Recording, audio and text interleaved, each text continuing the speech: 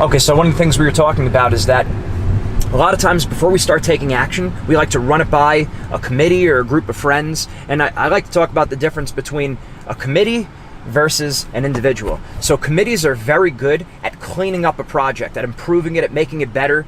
I don't like using the word perfect because nothing's perfect, right? But they clean it up, they make it better, getting it from 1.0 version to 2.0 to 3.0 to 4.0. But if you want to get something started, if you want to get it going, that comes from individuals. Why? Because you have complete control over yourself. So if there's a project that you want to start, something you feel like needs to be done, don't wait for the committee to approve of it, or don't wait for a whole group of people to get involved. Start it up yourself. I guess I should also caveat this with the fact that if you're working already within an organization, you can't operate like that. We're talking about a brand new idea. Sometimes I've had that mentality while I was working at jobs, wound up getting fired because you can't take that kind of initiative when it's not your thing.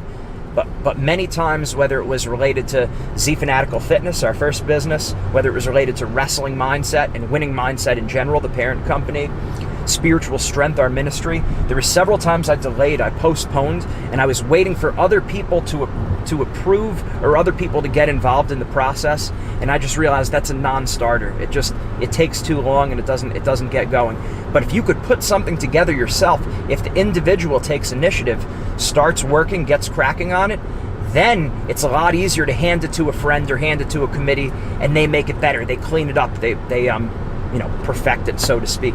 And actually, you might even want to, this might be a good time to talk about a little bit the difference between America and Japan a little bit. America being more of an individualistic country, and Japan being more of a collectivist country. One of the things we learned about that was that in those situations, so America tends to be very innovative, inventions, coming up with new things, and Japan is actually very good at perfecting things. If you notice, like all the electronics Japan get in the cars, like Japan does a very good job of cleaning it up, correcting it.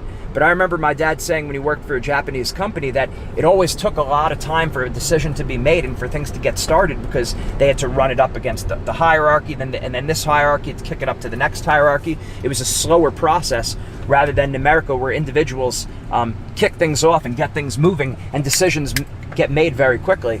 Because when decisions are made quickly, a lot of times there's a small window of opportunity, and in those opportunities you need to act. So making sure, I guess, bringing it back full circle, individuals start it, committees clean it up.